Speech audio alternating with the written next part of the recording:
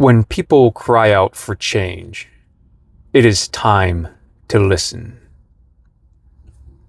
And sometimes it is simply time for change. Throughout history, patterns repeat. Empires rise, empires stagnate, and empires fracture. And every time there were warnings ignored. You've heard the phrase, "Those who do not study the past are doomed to repeat it." People quote it often. Very few live by it, especially those in power. Why? Because power breeds insulation, and insulation breeds arrogance. It won't happen here. Not this system. Not in our lifetime. Pride has always whispered the same lie. And pride has always been expensive.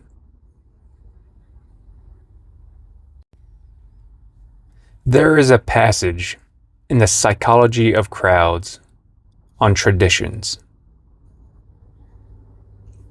It speaks about how societies cling to traditions long after they stop serving them.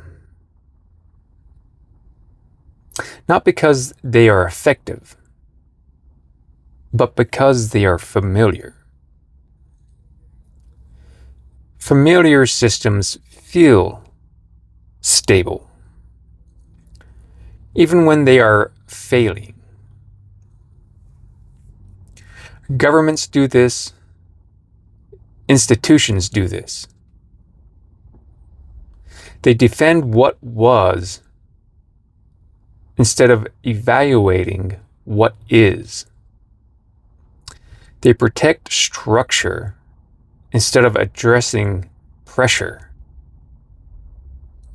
And when pressure builds long enough, it does not disappear. It redirects. Clinging to the past does not preserve stability. It delays adaptation. You see older generations often trying to preserve the world as it was when they were young. But nostalgia is not policy. The future does not owe us the preservation of our comfort. Every generation faces new pressures, new technologies, new crises, new moral tests. The question is not whether change is needed. The question is whether those in control have the humility to recognize it. History shows something consistent. When large groups of people become restless, when frustration spreads, when faith in institution erodes, ignoring it does not restore order.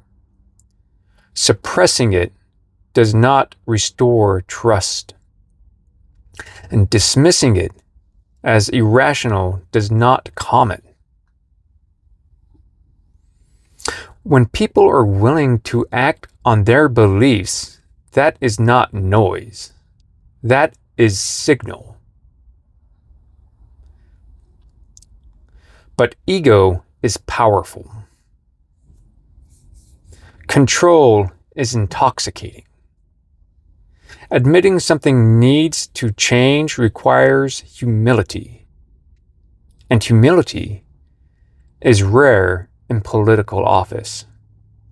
It is easier to double down, easier to label critics as extreme, easier to preserve authority than to reform it. But destruction is always easier than reform. And choosing the easier path is not strength. It's weakness. Real strength is adaptation. Real strength is accountability. Real strength is stepping back before collapse forces the decision. Humans are capable of incredible good. But we are also capable of dismantling everything we've built. And history suggests we rarely see it until we are inside it. Civilizations do not collapse overnight. They erode through pride, through complacency, through the refusal to acknowledge that the system is under strain. When people cry out in large numbers, that is data, not chaos. The response determines the outcome. Listening is not surrender. Adaptation is not weakness.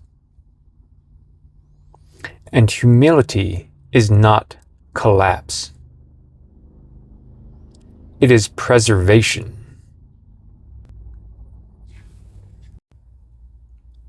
History does not care about titles. It does not care about office. It does not care about wealth. And it does not care about pride. It does not care about how advanced a civilization believes it is. Patterns repeat. When ego overrides reason, and pride convinces those in power they are immune. No system is immune. And when people cry out for change,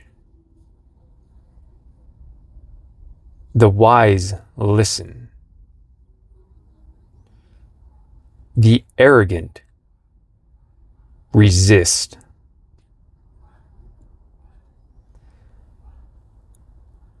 And history has never been kind to arrogance.